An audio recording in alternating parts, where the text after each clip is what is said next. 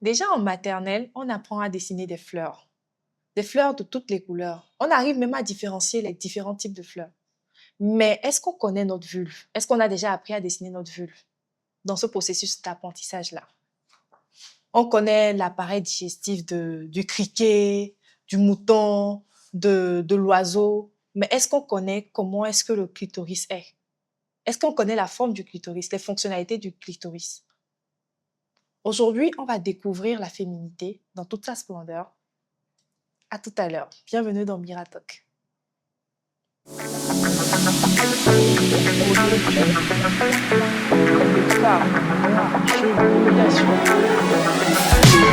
tout à l'heure.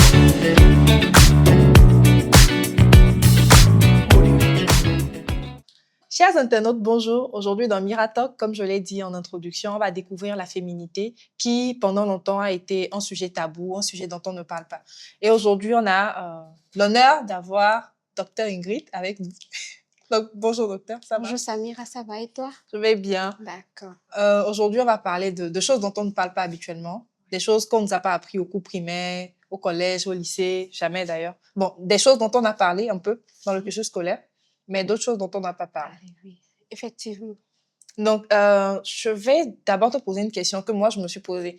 Pourquoi est-ce qu'aujourd'hui, on ne connaît pas l'anatomie de la femme, surtout en termes de sexualité? Pourquoi est-ce qu'on n'en parle pas? Pourquoi est-ce qu'on nous-mêmes, on ne maîtrise pas? Ok, déjà merci. Je dirais que la féminité a longtemps été considérée comme tabou, a longtemps été considérée comme un mystère. Ouais. Et nous savons tous que tout ce qui tourne autour d'un mystère reste mystérieux. Donc, on préfère cacher cela et on laisse souvent la lassitude à la femme de se découvrir soi-même, ce qui rend les choses un peu plus difficiles. Oui, vraiment. Ce qui fait que plusieurs femmes vivent sans jamais se découvrir en tant que femme, sans jamais savoir c'est quoi par exemple le clitoris, c'est quoi par exemple la vulve. Même parler de son corps en tant que femme, c'est vraiment compliqué. Moi, je dirais que ça a été fait exprès.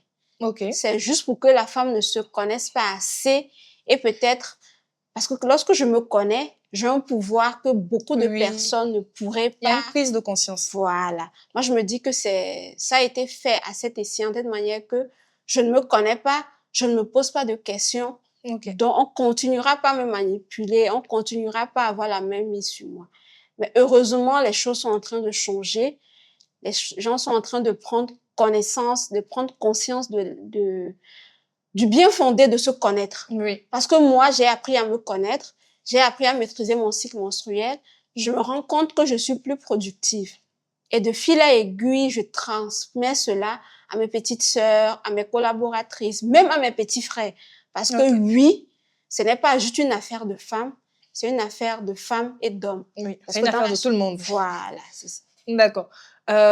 Merci. Déjà, on retient que c'est fait exprès. Oui. Et beaucoup de femmes aujourd'hui, justement, subissent les conséquences de cette décision-là que des gens ont pris de maintenir tabou tout ce qui concerne la féminité, l'intimité de la femme. Maintenant, est-ce que vous faites des activités pour faire justement réaliser ça aux filles? Des ateliers, par exemple, Moi, je me rappelle que l'année dernière, c'est fou, c'est l'année dernière que j'ai vu l'anatomie d'un clitoris. On était en atelier, on avait dit non, dessinez vos clitoris. Et j'ai pris le papier, j'étais comme ça, et dit. Et puis la dame qui facilitait l'atelier a dit, vous pouvez entrer dans les toilettes pour vérifier. J'ai commencé à rigoler. En fait, tellement je ne savais pas quoi mettre, en fait, sur le papier. Et j'ai fini par faire un dessin. Après, je vois les gens qui ont fait beaucoup de dessins. Je vois que ce qu'ils ont dessiné, c'est différent. Et c'est là que tu te rends compte que le clitoris, c'est pas ce que tu vois seulement. Justement. Donc, mais ces ateliers-là, j'ai pas eu droit à ça plus tôt pour m'en rendre compte, alors que ça aurait été tellement plus important à un âge plus jeune. Donc, oui. Est-ce que vous faites des activités en ce sens? Moi, je dirais pas directement. Mais est-ce que vous savez qu'il y a même des femmes qui n'ont même pas connaissance du clitoris, qui ne savent même pas que le clitoris existe? Oui. Malheureusement, il y a des femmes qui vont grandir, qui vont se marier, mais qui ne sauront même pas c'est quoi le clitoris, c'est quoi son rôle. Maintenant, parlant d'activités terre à terre sur le terrain que moi je mène, je dirais non. Mais lorsqu'une femme vient, par exemple, en consultation, Oui. je prends le temps de lui expliquer, voilà, ton appareil, c'est ça, il y a ceci, il y a cela, il y a ceci, il y a cela. Mais sur le terrain, jusqu'à aller à demander à une femme de décider un clitoris, je dirais déjà bravo à ces personnes qui ont pensé ici, parce que c'est très bien pensé. Ça permet vraiment à la femme de se connaître. Oui. Et je pense que je vais intégrer cela dans mes curricula prochainement lors des formations. Oui, ce serait vraiment intéressant. Et je pense que aujourd'hui, on fait des ateliers pendant les vacances avec les enfants, tout ça, mais on néglige certains aspects qui, pour moi, sont très importants. Oui. Et il y a des cours, et autant pour la femme que pour l'homme, hein, chacun doit découvrir son corps et connaître à quoi sert son corps. Et j'ai même découvert aussi que le clitoris, c'est l'organe qui a plus de nerfs, ou bien, je sais plus. Oui, c'est ça. C'est le nerf, les nerfs. Et c'est beaucoup vasculaire. Et son seul rôle, c'est le plaisir. Ah ben c'est ça, hein. C'est clair et net. Et en fait, pour moi, c'était une découverte. Mais je trouvais bizarre, en fait, qu'il y ait un organe qui ne sert qu'à une seule chose dans la vie, quoi, d'une femme. Et ça, c'est très important comme information. Maintenant, quelles sont les erreurs les plus fréquentes que vous entendez quand les femmes viennent en consultation? Déjà, lorsqu'une femme vient en consultation, la première des erreurs que moi je remarque, c'est qu'elles te diront, par exemple, qu'elles n'ont pas forcément la date de leur dernière règle en tête. Ouais. C'est la première des choses, voilà, qui frappe. Et des fois, moi-même, je peux oublier. Donc, je me mets dans ce panier-là. Oui. La deuxième je vais pas dire des erreurs, mais la deuxième des choses qui frappent, c'est que les femmes ne connaissent pas leur corps. Oui. Lorsque tu vas demander à la femme, est-ce que tu connais ta vulve? Docteur. Oui. Est-ce que tu connais ton mamelon? Est-ce que tu connais ton vagin? Oui, je connais le vagin, mais c'est quoi le vagin? Ouais, les différentes parties et tout, elles ne maîtrisent Donc, pas. les femmes ne maîtrisent pas leur anatomie et ne connaissent pas comment ces différents organes-là fonctionnent. Je dirais que c'est principalement ça. C'est principalement ça. D'accord. Quand on parle de vagin, vulve, clitoris, utérus, souvent ça prête à confusion. Oui. Moi, j'avoue que quand on était, même pendant les cours d'éducation sexuelle qu'on avait à l'école, on parlait de trompe, on parlait d'utérus. Franchement, moi, je me perdais. À un moment, je ne comprenais pas. Surtout quand on a intégré les hormones, franchement, c'était très compliqué. Quand on a intégré les hormones, c'était encore plus compliqué. Je me disais, en fait, comment telle chose est à quel niveau de mon corps. Et puis, des fois, je me dis, mais moi, j'ai une très petite morphologie. Je me dis, on dit qu'il y a l'appareil digestif là-bas. Maintenant, on dit qu'il y a l'appareil urinaire. On dit qu'il y a encore de l'utérus à l'intérieur. Donc, à un moment, on se perd. Quelle est la différence? Tout simplement, entre l'utérus, le clitoris, le vagin. C'est quoi la différence? Moi, je dirais d'abord que Dieu, il est très fort, au fait. Franchement.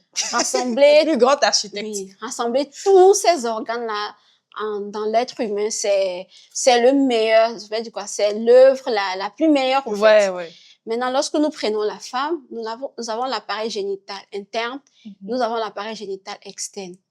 L'appareil génital interne, c'est ce que nous ne voyons pas avec les yeux. L'appareil génital externe, c'est ce qu'on peut voir avec les yeux. D'accord? Donc, moi, je vais aller de dedans en dehors. À l'intérieur, au niveau du pelvis, c'est-à-dire du bas-ventre de la femme. C'est-à-dire en bas du nombril. Du nombril, voilà. En bas du nombril, nous avons l'utérus, qui est non seulement l'organe qui garde le bébé pendant les 9 mois, mais également l'organe, lorsqu'il est triste, se desquame et les règles viennent. C'est ça l'utérus. Tout autour de l'utérus, regardez juste mes bras. Les deux bras, ce sont les trompes. À l'extérieur de l'utérus, nous avons les trompes. Et regardez mes mains, ce sont les ovaires. Donc, c'est ça qui constitue l'appareil génital interne. Les ovaires. Voilà, oui, c'est comme ça. Voilà. Donc, imaginez-vous juste un dessin comme ça, l'utérus, les trompes, les ovaires. Ça, c'est à l'intérieur.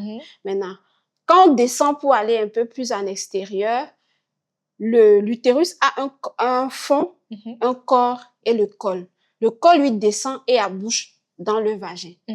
Donc, on dira que lorsqu'on est enceinte, lorsqu'on veut accoucher, le bébé passe par le col et sort par le vagin. Et on réceptionne le bébé à la vulve. La vulve, c'est la sortie. C'est la sortie. D'accord. Donc, au niveau de la vulve, on a les petites lèvres, on a les grandes lèvres. Et en haut, au niveau de la fourchette ici, on a cette cet organe magnifique de la femme qu'on appelle le clitoris. Le clitoris, d'accord. Et ça, c'est donc à l'extérieur? À l'extérieur. D'accord. Donc, l'organe génital interne communique avec l'extérieur par le vagin.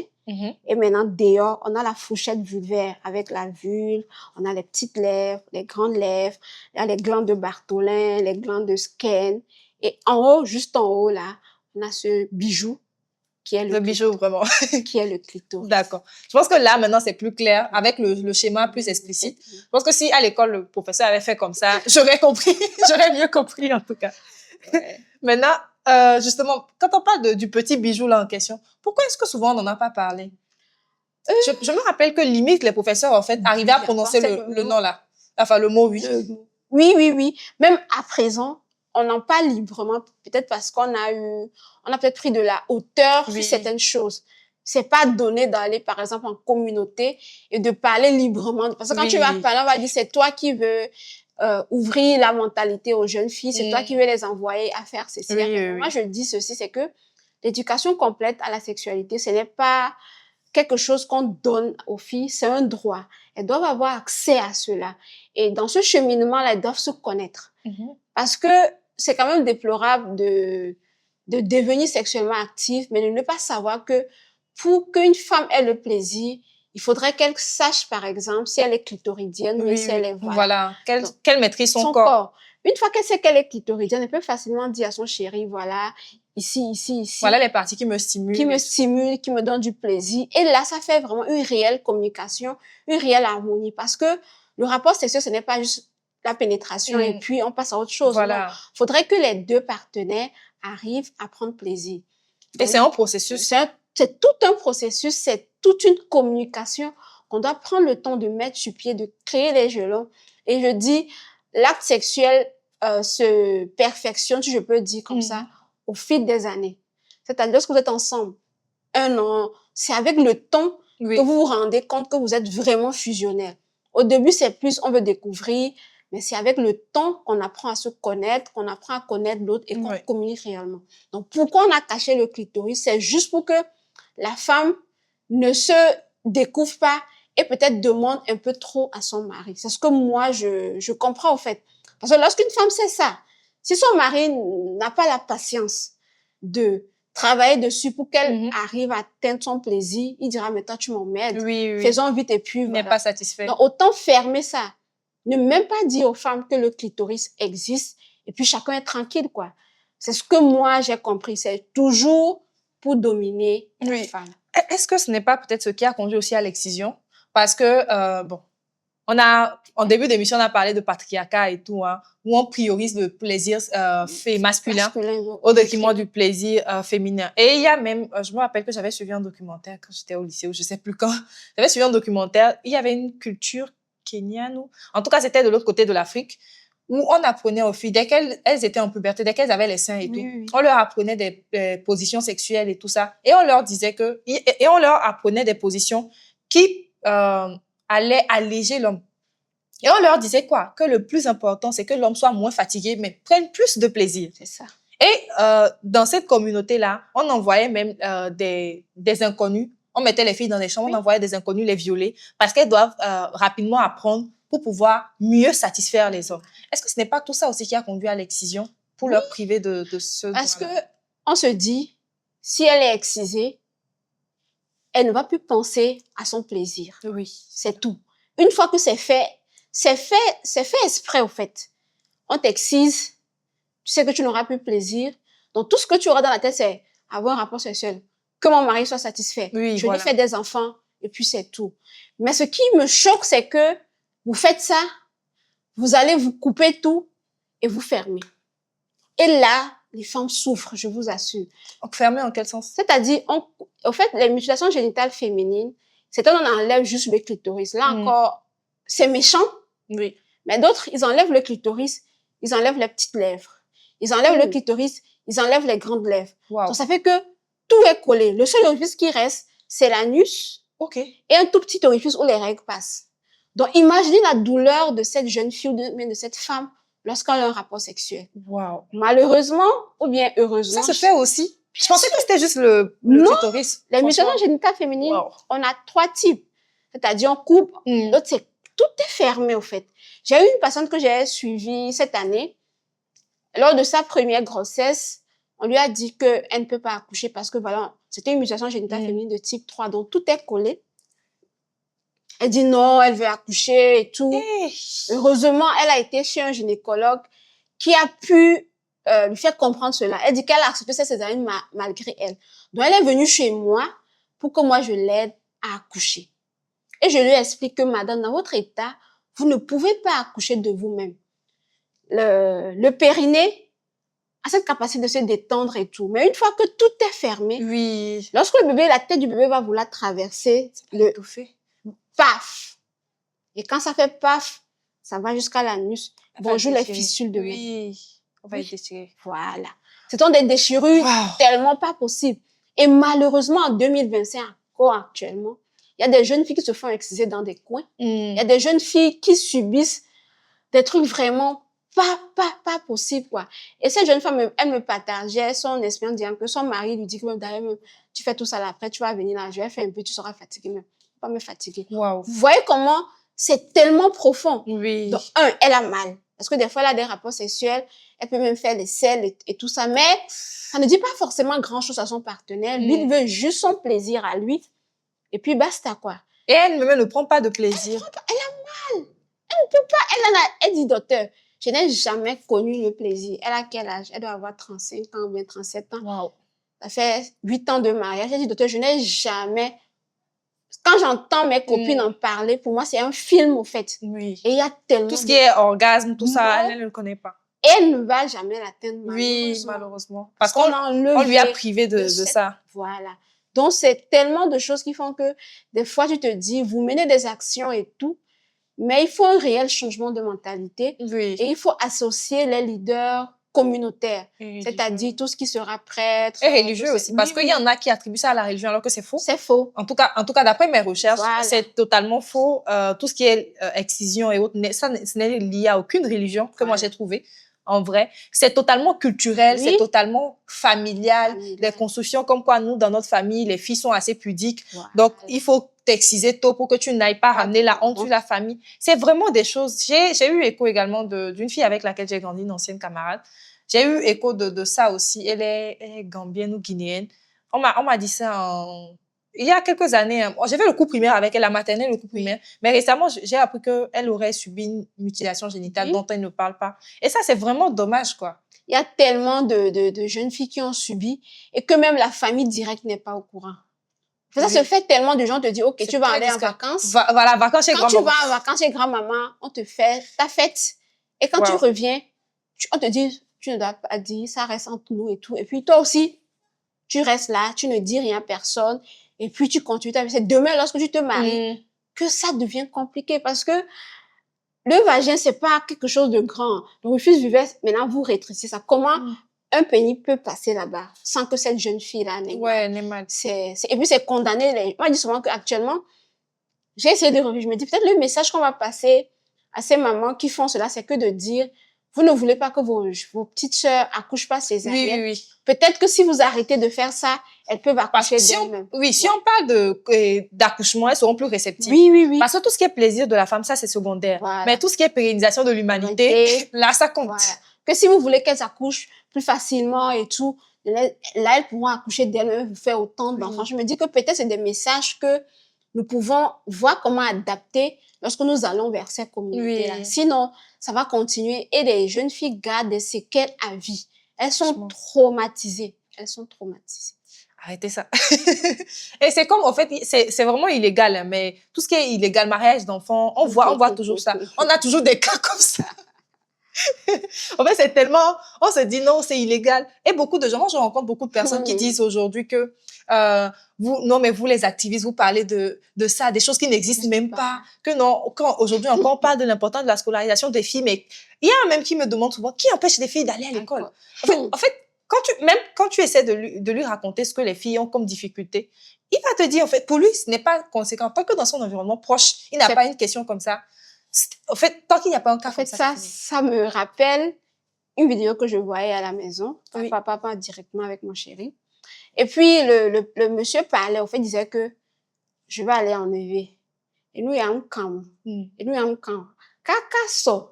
Gakemela va le ola leoa. Kengola nyabe ke kana. Oui, voilà. En fait, c'est du genre, ça ne te concerne pas. Oh, on peut faire. Ça ne vient pas de ta famille, te fait rire. Oh, le jour ça donc ça me concernait au fait. Au fait, c'est un truc de dire, ne pensons pas juste que ça arrive aux autres. Oui. Ça peut également nous arriver, sincèrement. Oui. Et lorsque, que ce soit mariage précoce, que ce soit excision, que ce soit violence basée sur le genre, c'est une réalité. Vous avez des filles, vous avez des garçons. Parce que les violences basées sur le genre, c'est pas que sur les filles. Non, il y a des garçons aussi qui sont harcelés, abusés. Oui.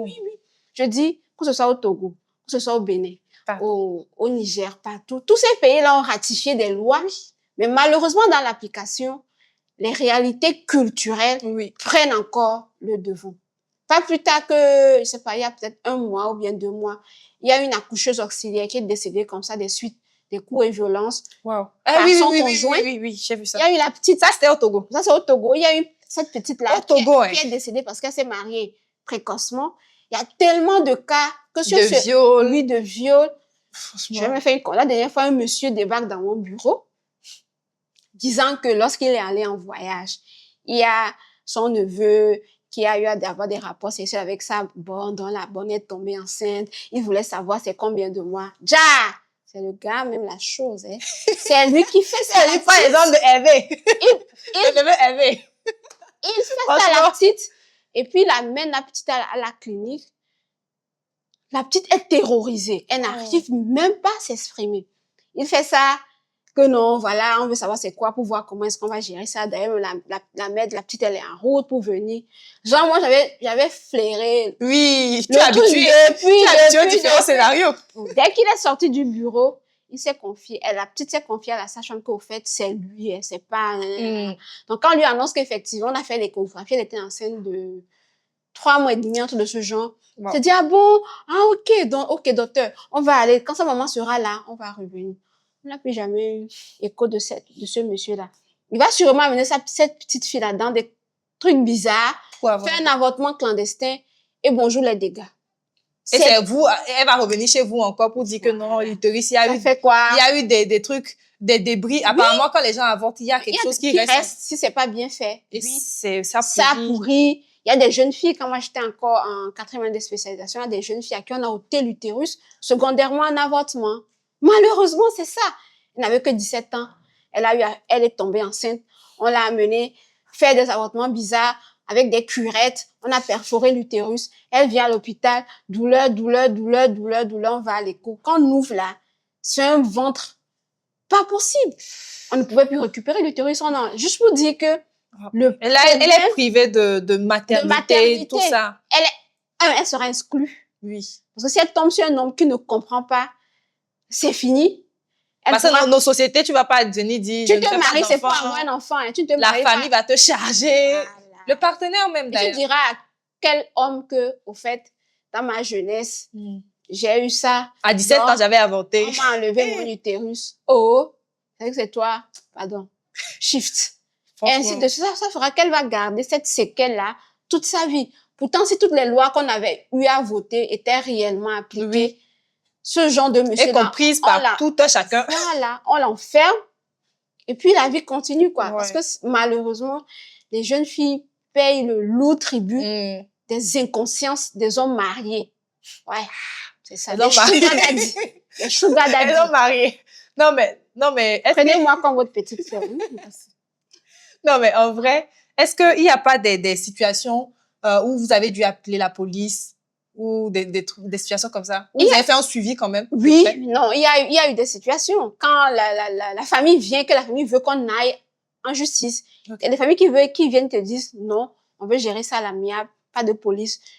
On dit docteur. Et puis, qu'est-ce que tu peux faire? Oui. Je peux pas aller au-delà. La décision leur appartient. Voilà. Mais une fois que la famille est d'accord pour intenter un truc, nous, on les accompagne. Ils vont, parce que c'est pas nous qui appelons, non. Ils vont porter plainte.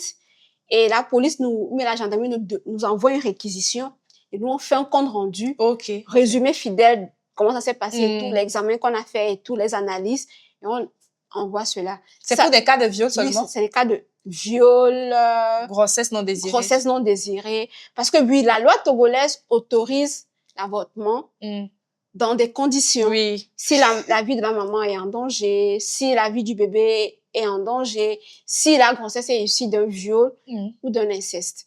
Mais franchement, sur le terrain, c'est quand même difficile d'appliquer tout cela.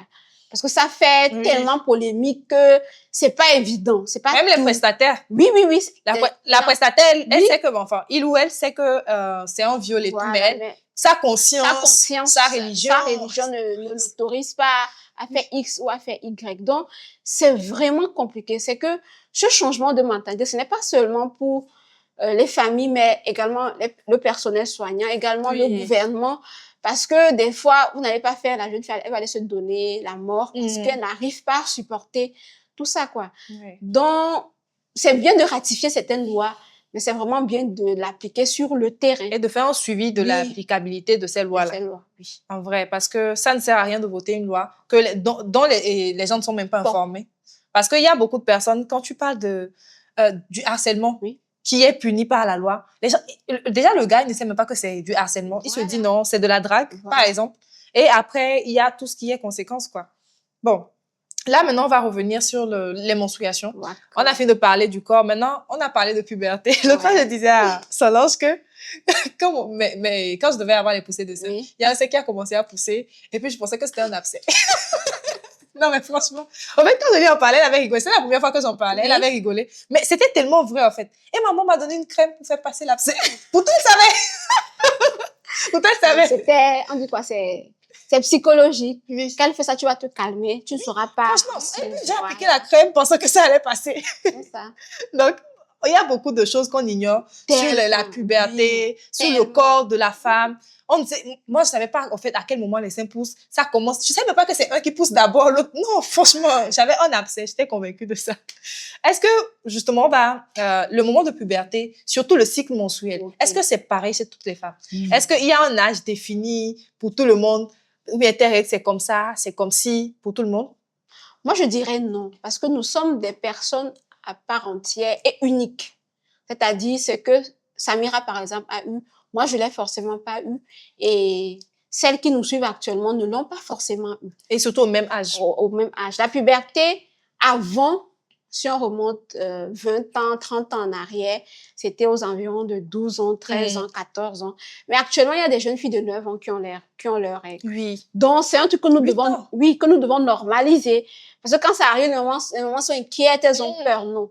C'est le mode de vie, la manière dont la société évolue, la manière dont des esprits, parce que tu vois, les enfants sont tellement éveillés. C'est les hormones aussi. Les hormones aussi se réveillent rapidement. Et puis, qui dit hormones dit que facilement, l'utérus, là, il est là. L'ovaire envoie un œuf. Quand l'œuf sort, l'endomètre ne retient rien. Il est tout triste. Il se desquame et les règles viennent. Donc, ce n'est pas un truc qui est propre, qui est identique à chaque femme. Mais nous savons que si nous sommes femmes, notre puberté, quand les seins vont commencer par pousser un tout petit peu, les abcès, les abcès de Samira, quand la voix va commencer à devenir plus fine, lorsqu'on va commencer par cacher, parce que c'est le style que j'aime beaucoup. La petite fille qui avait l'habitude de courir dans la cour sans caleçon, elle vient comme ça. Subitement, elle commence par faire ça.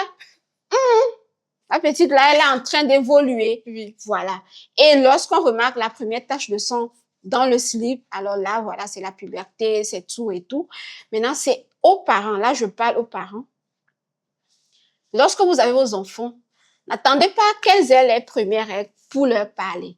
Dès que l'enfant a 2 ans. On dit ça tout le temps. Et qu'elle commence, tu dis que tu vois, là, ici, là, c'est ta vulve, il y a ça, il y a ça. Personne n'a le droit de toucher à cela. Personne n'a le droit de toucher à tes fesses. Personne n'a le droit de toucher à tes seins. Donc, tu vas remarquer que lorsque tu vas grandir un peu, à partir de 8 ans, tu remarques qu'il y a des petits boutons. Oui, ce sont tes seins qui commencent à pousser. Tu remarques qu'il y a des poils. Oui, c'est normal. Tu es en train de grandir. Et puis, un jour, tu seras en train de jouer bien à l'école. Peut-être il y aura un petit sang qui va couler dans ton slip. C'est normal. C'est ce qu'on appelle les règles. Ce n'est rien de sale. C'est un phénomène naturel. D'accord, ma fille? C'est ça, au fait. C'est ce dialogue-là que nous devons instaurer. De la même manière qu'on fait ça à la jeune fille, on doit faire de même au petit garçon. là, c'est ton pénis, là, ce sont tes testicules, tu es en train de grandir. Tu vas remarquer qu'à un moment donné, ton slip sera taché le matin, ou bien ton drap sera mouillé. Il ne faut pas avoir peur, ce n'est que normal, tu es en train de grandir et tout. Tu vas remarquer que tu auras des poils ici, tu vas remarquer que ta voix va commencer par être rauque. C'est pas parce que tu as ça que tu penses que tu es déjà grand, tu vas commencer par emmerder les autres petites filles. De la même manière que tu n'aimerais pas qu'on fasse ça à ta petite sœur, faut pas faire ça dehors. Est-ce que c'est clair? Donc, lorsque ce climat est instauré, lorsqu'on va dehors, peu importe ce qu'on verra dehors, on va toujours se rappeler de ce que les parents ont dit à la maison. Il y a une base. Mais si ce n'est pas fait, non. On va éduquer votre enfant de manière que vous ne voulez pas. Vous n'allez Donc, pas les du tout règles apprécier. ne sont pas identiques. La puberté n'arrive pas au même âge, mais on a quand même un seuil. Oui. On va dire 17 Donc, ans, la puberté tardive. Okay. Avant, on disait puberté précoce 10 ans, mais on se voit qu'on a dépassé les 10 ans. Il y a des gens de 8 ans qui ont les règles. Donc, c'est juste de savoir que on a l'enfant doit grandir. On prépare également l'enfant à cela. Donc, quand cela arrive, vous devez juste accompagner l'enfant, lui dire, voilà ce qu'il faut faire. Lorsque tu as ta serviette, voilà comment tu dois utiliser. Oui, voilà. Tu dois changer comme ça. Si c'est les pagnes, vous utilisez ok, tu peux aussi utiliser les pagnes comme ça. C'est très, très, très important. Moi. L'hygiène de ces serviettes et ces pagnes-là aussi. Moi, maman ne m'a jamais dit. Je ne sais pas si ma maman sait que j'ai les règles. Si j'ai un enfant. Je ne sais pas si elle se demande, oh, ma fille, là, elle avait fait comment? Oh. Elle se protégeait comment? C'est pas son problème. Moi, au moment, c'est le papa qui gérait nos serviettes. Okay. Moi, mon papa, moi, mon papa, il nous paie en fait, jusqu'à ce que je me marie, mon papa, il paie les sous-vêtements. Il est là, il paie les caleçons. Il connaît, je sais pas comment il fait pour connaître nos tailles et tout ça. Et puis, souvent, je me demandais, mais comment est-ce qu'il fait pour aller leur dire là-bas? Mon papa, il paie quand on avait commencé à pousser les seins, tout ça, il y avait des voisines qui parlaient. Tu vois, quand tu t'habilles et puis ça pousse dedans là. Il y a les voisines qui avaient commencé à parler. Maman était, elle avait eu une césarienne en son temps. Donc, elle était chez notre grand-mère en se reposant. Papa, il est parti au marché, il est revenu, il a apporté des bustiers. Wow. Non, mais franchement, tout ce qui était sous-vêtements. C'est super. Mais après, quand on avait les copes menstruelles, il payait les médicaments, les serviettes. On lui dit, papa, nos menstruations arrivent. Surtout que mon papa, il a quand même beaucoup de filles. Il a quand même beaucoup de filles. Donc, il paie tout ce qui était défrisant, tout ce qui était trucs liés au filles. La matin arrive, il s'en va payer les pommades, les crèmes hydratantes. Ça, franchement, en fait, il s'assurait quand même qu'il y ait ce minimum-là. Et je pense que c'est important. L'autre fois, je disais même ça. Tout ce qui est puberté vient avec un budget. Oui. Ça vient avec un budget. Elle l'a dit tout à l'heure. Elle ne sait même pas si sa maman a su un jour qu'elle avait les menstruations. Non, mais franchement, il n'y avait pas de budget alloué aux menstruations, alors que c'était important. Les antalgiques, peut-être le savon, je dis savon de griffe ou détergent pour laver tes serviettes, tout ça, c'est important. Même tes caleçons que tu utilises pendant les menstruations, comment tu les protèges, tout ça. Ça aussi, c'est un budget. Mais ça ne vient pas forcément dans la famille. On continue à te donner l'argent qu'on te donnait habituellement, comme si ton argent, comme si c'est Botokoya Imolo, tu allais payer encore, comme si de rien n'était. Et tout le monde n'a pas le papa que moi j'ai eu, qui à un moment, c'est vrai que lui aussi, il en a pris connaissance tardivement, parce qu'on ne va pas chez papa pour dire j'ai eu mes règles. On n'a pas cette spontanéité-là. C'est après même, c'est moi, heureusement que j'étais un peu fusionnelle et très proche de lui. C'est après que j'ai pu discuter avec lui de ça et on avait finalement, il prenait en compte ces lignes budgétaires-là. Mais tout le monde n'a pas cette chance-là en vrai. Donc, il y a des responsabilités là-bas aussi. Il faut pas que parler, il faut mettre l'argent aussi. Non, il faut mettre de l'argent parce que l'hygiène menstruelle, c'est un tout au fait. Oui. C'est un tout. Il faut avoir des serviettes, il faut avoir de l'eau, il faut avoir des toilettes. Lorsque ces trois-là ne sont pas réunis, on est loin de la dignité menstruelle qu'on aimerait tous atteindre pour les jeunes filles. Qu'elles soient à Tcharakanga ou bien qu'elles soient à Lomé. Donc, c'est très, très, très important. Donc, moi, je dis souvent que pour choisir une protection menstruelle, il faut tenir compte du contexte socio-économique de la jeune fille. Je ne vais pas vouloir qu'une jeune fille utilise des serviettes réutilisables. Or, elle n'a même pas de l'eau. Même l'eau pour boire, elle n'a pas. Là, c'est forcément... Elle n'a pas l'argent aussi pour... Oui. J'en viens. Oui. Peut-être c'est le moment de dire, peut-être à l'État, de revoir les taxes qui sont mises sur les serviettes. Parce que si vous connaissez le prix auquel ces serviettes-là sont vendues, et les cycles chaque mois. Voilà. Donc, je me dis, et en plus, on est très intelligent au Togo. C'est pas pour se vanter. Mais je suis sûre que si localement, on décide de fabriquer des serviettes non réutilisables au Togo, on va le faire. On pourra le faire. On a le matériel qu'il faut. On a le matériel. On a la tête pour le faire. Donc, peut-être c'est réfléchir aussi à ça. Parce que oui, nous voulons tous protéger l'environnement. C'est une très bonne chose. Mais une chose est de donner une serviette lavable à une jeune fille. Une chose est de lui offrir de l'eau. De l'eau, du détergent, tout ce qu'il faut. Je dis dans nos actions, ou bien toutes mes sœurs ou bien mes frères activistes pour une dignité menstruelle, pensons à inclure dans nos politiques peut-être la construction de forages dans les communautés. C'est-à-dire, lorsqu'on va offrir des serviettes, on réfléchit au long terme, on se dit, si on arrive à construire un forage, si on arrive à construire des toilettes, peut-être que nos actions seront plus pérennes. Sinon, tu donnes, tu pars, elle garde ça, elle se débrouille avec des herbes, avec des plantes, parce qu'elles vont utiliser, elles ne pourront pas laver. Donc, je dis, pensons durabilité, oui, mais pensons personne, pensons inclusion. Et besoin, réel besoin. On construit une solution avec la jeune fille. On ne construit pas une solution pour la jeune fille, on vient lui donner sa note. Vous venez en communauté, vous discutez avec ces jeunes filles. Comment vous pensez qu'on peut vous aider pour améliorer votre bien-être pendant vos règles? Ok, tata, ok, maman, on pense que vous pouvez faire ceci, ceci, ceci. Ah, ok, d'accord. Nous, on était venus avec cette solution. Est-ce que ça peut vous aller? Oui, mais on pense que ça, ok. Pour un début, commencer, on va aller et revenir. Vous allez vous réfléchir, vous venez. Avec les leaders de la communauté, vous essayez de voir comment est-ce que vous pouvez changer. Lorsqu'on va dans une communauté, on essaie de croiser les différents besoins des jeunes pour vraiment donner une bonne solution. Sinon, on va poser un acte, on part et puis c'est fini. C'est fini. Et l'autre côté, c'est également d'essayer de délivrer les messages en langue locale. Quand vous êtes dans une localité, arrêtez de parler le français. D'accord? C'est très, très, très... C'est difficile. Arrêtons. Il y a plus de 40 langues au Togo. Arrêtons de parler le français.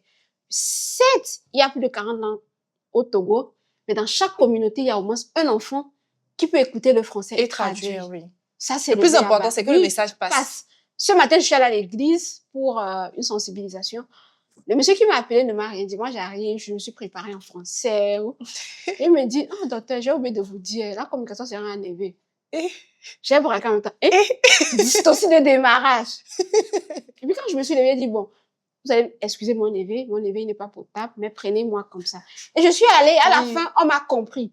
Et c'est le plus important. J'aurais peut-être fait ça en français, les gens n'auraient rien capté et je n'aurais rien fait. Donc, pensons également à la langue dans tout ce que nous voulons faire comme action. Merci beaucoup, docteur. Maintenant, quand on parlait justement d'intersectionnalité, il y a des jeunes qui sont dans des communautés et qui n'ont pas forcément accès à certaines informations. Moi, je me rappelle qu'en cours, on nous a parlé des règles, tout simplement, que les règles sont comme ceci. Je me rappelle, il y a un professeur même qui m'a dit les règles sont inodores. Et je lui ai dit, vous êtes sûr que les règles sont inodores? J'étais devant. Et puis, le monsieur m'a dit, c'est ce qu'on m'a dit en cours. C'est ce qu'on m'a dit en cours. Mais justement, comment est-ce qu'on sait, par exemple, quand il y a une anomalie? À quel moment est-ce qu'on se dit, bon, c'est normal, quoi? Ok. Déjà, c'est quoi les règles? Les règles, voilà, c'est quoi les règles aussi? Vous voyez l'utérus de la femme, à l'intérieur, il y a ce qu'on appelle l'endomètre. Dans chaque mois, c'est pour ça que moi, j'essaie de manière imaginer plutôt. Vous voyez, je prends l'utérus comme un village. Il y a le myomètre, il y a l'endomètre. L'endomètre, c'est les cadeaux que les différentes familles ont achetés parce qu'il y a un spermatozoïde et une ovule qui ont décidé de se marier pour former un enfant. Donc, tout le monde a acheté les cadeaux, tout le monde est content. Dans l'endomètre, il se gorge de protéines, de sang et tout et tout. Mais malheureusement, ils ne se rencontrent jamais. Donc, quand on ne se rencontre pas, on est triste. Toute la communauté est triste. Et qu'est-ce qu'on fait? D'autres personnes pleurent. Donc, l'endomètre pleure. Donc, en pleurant, il se desquame. Et là, ce sont les règles. Est-ce que lorsque c'est comme ça, on dira que les règles sont sales? Les règles, c'est pas sale. C'est rien, c'est juste un phénomène physiologique. L'autre jour, je disais que le sexe de la femme est plus propre que sa bouche. Merci. On brosse la bouche matin, soir. Mais le sexe, on ne lave pas. On ne lave pas. Donc, c'est ça. Donc, quand c'est comme ça, quand l'endomètre est en train de se desquamer, que les règles viennent, on peut avoir une contraction au niveau de l'utérus parce que voilà, les hormones sont libérées, le muscle se détend et tout. On peut avoir ces petites crampes-là qui sont normales. Tant qu'elles ne vous handicapent pas, tant qu'elles ne vous invalident pas et tant qu'elles n'altèrent surtout pas votre qualité de vie. Parce que pour moi, actuellement, on ne devrait plus souffrir lorsqu'on a les règles. Une fois que ces douleurs-là vous handicapent, vous avez mal, vous ne pouvez même pas vous lever du lit. Vous vomissez, vous faites de la fièvre, vous vous sentez mal. Les maux de tête, tout ça. allez vous faire consulter. La médecine évolue et facilement, on arrive à poser le meilleur diagnostic et on vous met un traitement. Maintenant, si vous remarquez qu'également, vous saignez de manière abondante, vous avez des vertiges, s'il vous plaît, allez à parce que le volume de sang qu'on perd pendant les règles, c'est pas grand-chose, hein, normalement, dans la normalité. Maintenant, il y a des jeunes filles qui elles vont mettre une serviette, 30 minutes après, elles doivent aller changer. C'est-à-dire, elles saignent tellement de manière rapide que elles se retrouvent en train d'avoir le vertige, d'avoir les céphalées. Okay. Dans ce cas, il faut aller à l'hôpital. Si vous remarquez aussi qu'il y a trop de caillots sanguins qui viennent tout, parce que normalement c'est un sang liquide, ça coule naturellement. Mais si vous remarquez qu'il y a des caillots qui se forment et que c'est de manière répétée, il faut également aller à l'hôpital. Maintenant, normalement c'est un sang, quand je dis c'est pas trop sombre, c'est pas trop clair aussi. Si vous remarquez que c'est trop sombre, que c'est noir carrément, il faut aller à l'hôpital. Ça peut être une infection, ça peut être beaucoup d'autres choses, quoi. Donc, on peut avoir mal. C'est vraiment léger, c'est vraiment des petites crampes, quoi. Tension un peu, ça passe, quoi. Mais une fois que ça vous est valide, s'il vous plaît, allez à l'hôpital, que ce soit un médecin généraliste, que ce soit une sage-femme, que ce soit un gynécologue. On va vous examiner.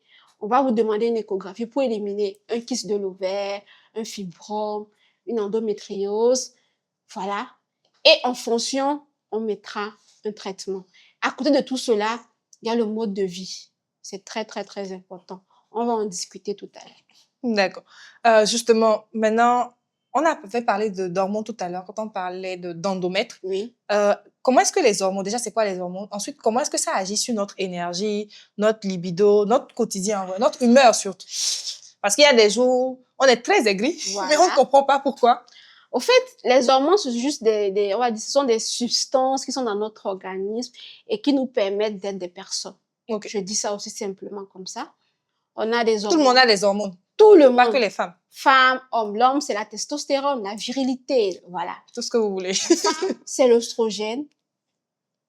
Notre peau, on est belle. On n'a pas de rides. Le vagin, il est bien lubrifié. C'est la progestérone qui raffermit un tout petit peu la peau et tout. C'est la prolactine qui est produite lorsqu'on veut allaiter et puis le sein vient. On a l'ocytocine qui est l'hormone de la joie, du plaisir. On a les endorphines. On a il y a une panoplie d'hormones dans l'organisme. Et puis le cycle menstruel, tout au long du cycle menstruel, il y a des hormones qui sont libérées à chaque étape. Le cycle menstruel, moi je vais dire ça en 3 phases. On a la phase menstruelle, on a la phase folliculaire. Ça commence à la menstruation? Oui. Le cycle menstruel commence le premier jour et s'arrête à la veille des prochaines règles. C'est comme ça on prend pour calculer la durée de notre cycle. Donc, la phase menstruelle, c'est lorsqu'on a les règles. Pendant cette phase, nous sommes tous d'accord que des fois nous sommes fatigués, nous sommes bizarres. C'est à cause des hormones qui sont fabriquées à cette période-là. C'est les hormones-là qui nous fatiguent. Oui, les hormones nous fatiguent. D'autres personnes ne supportent même pas le simple fait de voir le sang. Oui. Donc, c'est psychologique. C'est psychologique aussi. Après cette phase, on entre à la phase folliculaire. C'est dans cette phase-là que le follicule qui grandit pour venir à l'ovulation sortir est choisi et grandit. Donc, dans cette phase, on a la FSH, Folliculo-Stimulating Hormone, l'hormone qui stimule la croissance folliculaire. Elle est sécrétée. Ça fait les follicules grandissent et là, on devient plus énergique, on devient plus, voilà. Et puis, on avance pas à pas. Lorsqu'on arrive au moment de l'ovulation, il y a le boom d'énergie, le quotient intellectuel qui est décuplé. On est plus imaginaire, on est plus créatif, on est plus, voilà. Et c'est là aussi, on a plus le désir sexuel. Oui. C'est ça. Tout autour de l'ovulation, le désir sexuel est décuplé, l'intelligence aussi est décuplée. Moi, quand je l'ai découvert, c'est ce que moi je fais. Quand je travaille sur un projet, je prends la période tout autour de l'ovulation pour carburer, parce que là, je suis plus pleine d'énergie. Une fois que c'est les tips, hein. Une fois que l'œuf sort, on entre dans la phase du théâtre. Parce que là, les hormones commencent à chuter et tout. Donc, on redevient un peu plus morose et tout. Et lorsqu'on arrive à la fin de la phase du théâtre, les règles reviennent, on est fatigué. Ça, c'est l'autre cycle. C'est l'autre cycle qui reprend. Donc, mes petites sœurs qui nous écoutent actuellement, cherchez un cahier, notez le début de vos règles, la fin, calculez votre cycle et adaptez votre je vais dire quoi, que ce soit vie professionnelle, vie familiale, à cela, et vous allez remarquer que vous serez un peu plus productive. Là, je vais essayer de parler un peu d'un projet que j'ai mené avec l'association Dila. Là, c'était avec les jeunes filles sportives.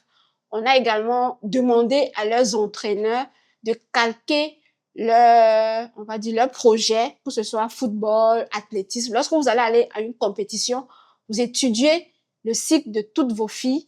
Vous savez qu'elles, par exemple, pour cette compétition, elle a la période ovulatoire. Elle, on peut mieux l'exploiter comparé à une qui est encore à la phase du théâtre ou bien celle qui a encore ses règles.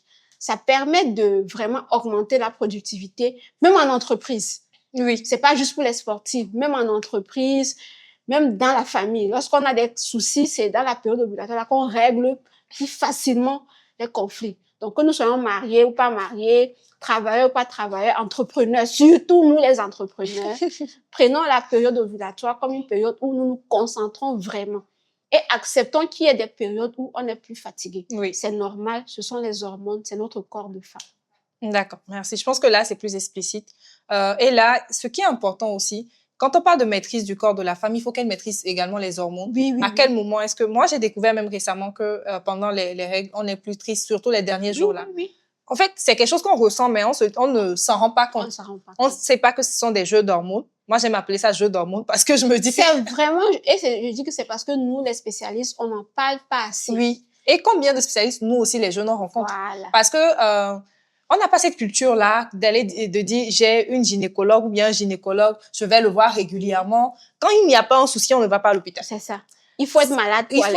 Il faut que les règles soient très douloureuses pour aller à l'hôpital. Oui. Il faut que les menstruations soient noires pour aller à l'hôpital. On n'a pas un suivi régulier. Même quand on fait les bilans, c'est les bilans trop basiques. C'est la NFS, la glycémie, Voilà. Le bilan rénal, le bilan hépatique, peut-être la SRV, le VIH. Et puis, c'est tout. C'est des analyses On très ne classiques. pense jamais Voilà. à venir payer consultation pour voir le gynécologue.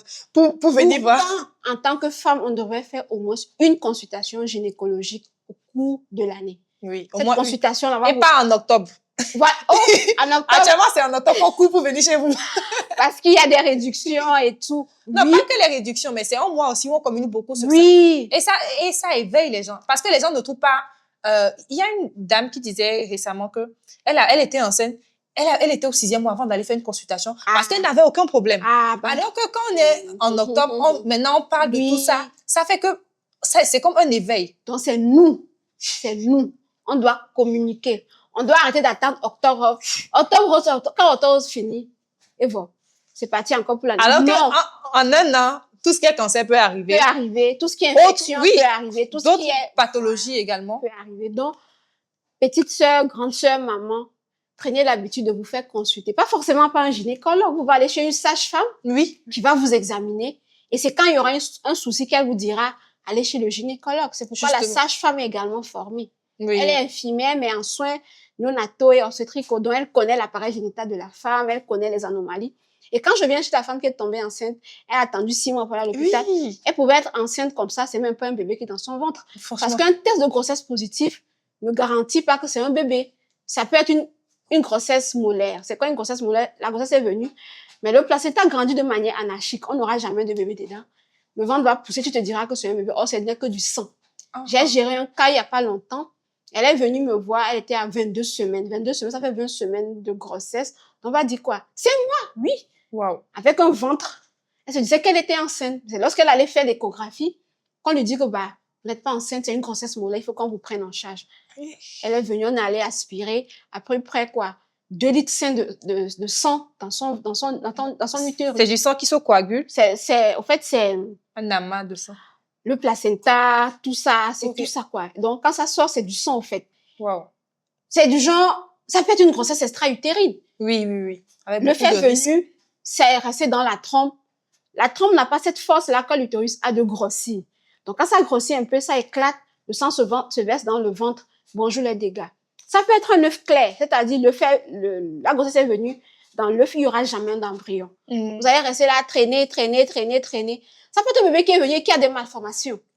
Vous traînez la grossesse, vous allez peut-être à 6 mois, le bébé est bien formé. Quand on vous dit que votre bébé est tel mal formé, on ne peut pas mener la grossesse à terme, vous dites non. Donc, si on fait un test de grossesse positif, allez à l'hôpital. On va vous dire de revenir parce que oui, l'échographe ne permet pas de voir un bébé à moins de 5 semaines. À 5 semaines, on peut avoir le sac, on n'a rien. Mais au moins, il y a un suivi. Voilà, c'est très, très, très important. Et c'est comme ça on va réduire un tant soit peu la mortalité maternelle et néonatale chez nous, qui est encore très loin de nos objectifs quand c'est mis pour 2030. Waouh. On a du travail à faire. Oui.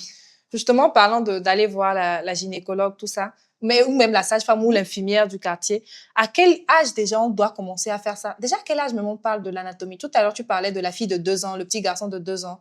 Maintenant, pour les consultations gynécologiques, oui. et je pense que les mamans aussi doivent y aller avec leurs filles. Oui. Et également, aujourd'hui, en novembre, les hommes aussi maintenant. Novembre bleu. Donc, le papa aussi peut aller avec son petit garçon. Mais à quel moment est-ce que tu penses que ça doit se faire? Pour parler déjà, moi je parle déjà la petite enfance. Quand l'enfant commence pas à s'exprimer, pas marcher et tout, il faut déjà lui apprendre à connaître son corps. Oui, les bases. Moi, les bases, c'est très, très, très important. Et pour parler de consultation, que ce soit gynécologique ou quoi que ce soit, pour les petits garçons aussi, moi je me dis qu'à la puberté, il faut déjà instaurer. Ce qu'on apprend étant petit, on grandit avec. Parce que on est né, on nous a dit que tous les matins, il faut brosser les dents. Ou bien, ça nous avait pas appris ça, peut-être on allait se lever, on allait continuer. Oui. Parce que j'ai appris à ma fille qu'au moins une fois l'année, tu dois aller voir un gynécologue. Elle grandit avec ça, ça devient une routine, une normalité pour elle. Donc, pour moi, dès que la petite a ses premières règles, vous y allez, c'est pas forcément pour un traitement, mais peut-être pour l'aider déjà à comprendre ce qui se passe. Parce que peut-être tous les parents n'ont pas forcément la bonne manière pour expliquer aux enfants. Oui. Et même la proximité pour en parler. Ils peuvent se faire accompagner, vous amener chez la sage-femme, chez le gynécologue, qui va discuter avec la petite, qui va poser des bases. Si tu remarques ça, il faut en parler à maman et maman va t'amener à l'hôpital. Et ça rapproche également les parents. Donc, le petit garçon aussi, c'est la même chose. Vous amenez chez l'urologue. Le gynécologue des hommes, c'est l'urologue. Voilà. Donc, vous allez chez l'urologue et tout. Et l'enfant grandit avec ça. Quand il n'y a rien, on est tranquille. Au moins, si elle a fait une consultation, c'est parti encore pour l'année prochaine. Mais si elle commence par avoir beaucoup mal, des règles qui viennent de manière irrégulière, à un moment, j'ai remarqué que le mois passé, c'est venu tant, ce mois, c'est venu comme ça, après, c'est venu comme ça. Oui. Immédiatement, vous l'amenez à l'hôpital. Mais quand ce n'est pas dans le conscient de la petite qu'on peut m'amener à l'hôpital, elle va garder ces mots-là. Et puis... En plus, ça va même l'éveiller sur le fait qu'il faille qu'elle fasse un suivi. Parce que si on ne lui dit pas, on ne lui parle pas d'hôpital, on ne lui fait pas aller au moins, on ne l'emmène pas au moins une fois voir la gynéco, elle ne sait pas qu'il faut surveiller quoi que ce soit. Elle se dit que quand les règles viennent noires, c'est normal. C'est normal. Quand elle a mal, c'est normal. Voilà, c'est normal. Ah oui, la femme en Afrique doit avoir mal au coup des règles. C'est ce que vous vous dites ou bien? Mal pour tout même, même pour l'accouchement. Elle doit avoir mal. C'est elle qui doit supporter tout. Elle ne peut pas déprimer. C'est elle qui est forte. Il y a un trophée de la douleur en Afrique. Justement, quelles sont les fausses idées, justement parlant de ça, quelles sont les fausses idées qu'on a en fait de tout ça, les croyances limitantes qu'on a? Franchement, moi-même, je peux en citer. Tout le temps, on te dit que tu as mal, non, c'est normal. On va revenir là-dessus pour une autre émission sur tout ce qui est menstruation et autres. Mais déjà, par exemple, moi actuellement, c'est tu as les corps menstruels, il faut faire un enfant, ça va passer. et ça, c'est vraiment une pression qu'on met aux gens. Oui. Il y a beaucoup de pensées limitantes. Quand tu as, par exemple, quand tu es enceinte, il faut boire. Je me rappelle quand j'étais au collège, non, il y avait un truc comme ça. Il faut boire du bissap sans sucre. Du bissap sans sucre avec citron, des trucs comme ça. En fait, on en reçoit tout le temps. Il y a tellement de recettes de grand-mère. On va te dire que c'est normal que tu aies mal. Tu es une femme. Pourquoi tu vas avoir tes règles, tu n'auras pas mal. Les règles, là, c'est sale. Donc, si tu sors, il ne faut pas du genre dehors que tu as les règles. Oui. Sinon, on va t'envoûter. Sinon... Il y a des cultures dans lesquelles les gens ne font même pas à manger. Tu ne nous approches pas, hein. C'est sale. Si tu te...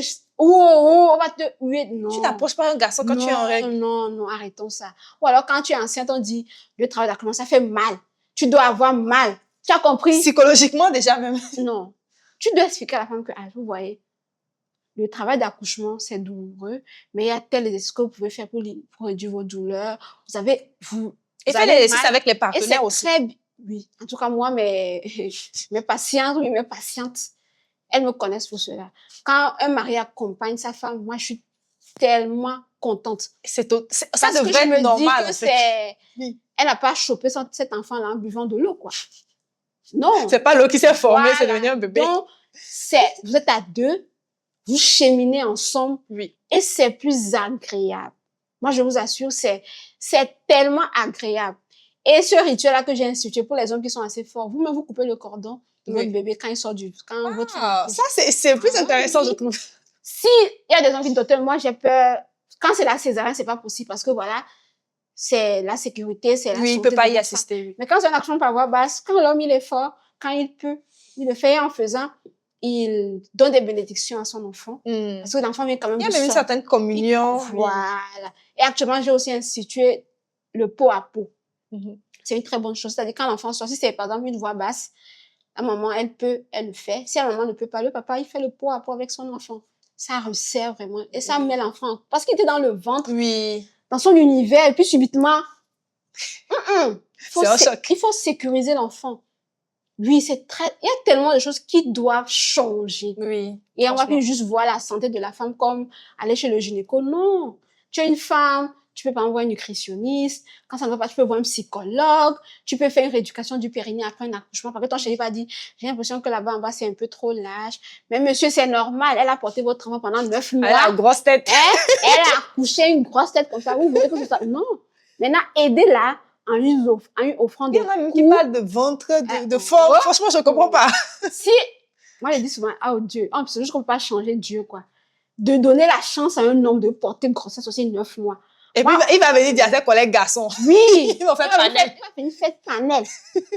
Panel, il va expliquer. Ils vont comprendre quelque chose. Si vous comprenez ce que nos femmes là traversent là, vous allez arrêter. Parce que il y a des femmes qui prennent 18, 20 kilos, 25 kilos à une grossesse. Oui. Et vous voulez que ces kilos-là pas magie. C'est un processus. Nous, femmes aussi, soyons vraiment indulgentes, tolérantes envers nous-mêmes. Oui. On se met tellement de pression que, oh, ma copine a accouché, elle a déjà perdu tous ses kilos. Elle n'a pas de ventre. Je suis toujours... Yeah. Quand tu as acheté ta voiture, elle avait voiture. Maintenant, pourquoi tu veux que ton ventre là, ça finit comme... Non! Chacun a son processus. Oui. Respectons cela. Il faut que les maris aussi accompagnent. Donc, arrêtons de dire que on doit avoir mal. Oh non. Et la dépression du postpartum, ça existe. Acceptons que lorsqu'on accouche, on peut passer par des moments de colère, d'irritabilité. Acceptons ça et accompagnons les jeunes filles. J'entends tellement de choses que si on se met à citer ici, là, on risque de ne pas finir. Surtout le fait de dire que les règles sont sales. Ça là seulement, ça me fait mal au cœur. Un cycle qui est censé être normal. Normal, naturel. C'est avec ça, quand c'est là que la vie vient. Oui. Oui, donc... Bon, on est à la fin de cette émission. Déjà? Oui, déjà.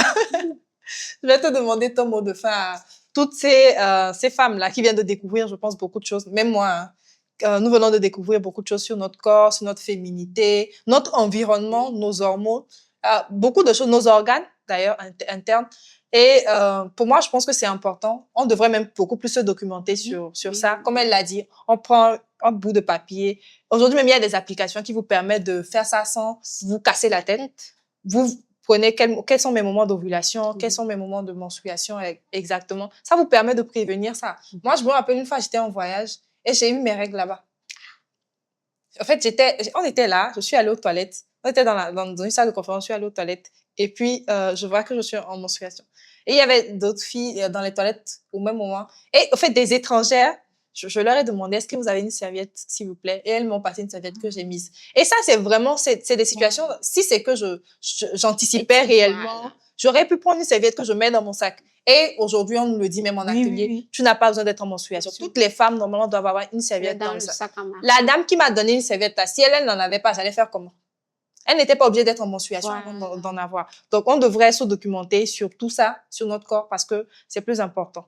Comme elle l'a dit, pour ressentir même du plaisir, il faut que toi-même, tu connaisses ton corps d'abord, pour t'épanouir tout simplement, quoi. Donc, oui, ton mot. Moi, je dirais que, déjà, merci pour cette émission qui est là vraiment pour libérer la parole, dénouer les tabous. Moi, je dirais que notre corps, en tant que femme, c'est un bijou.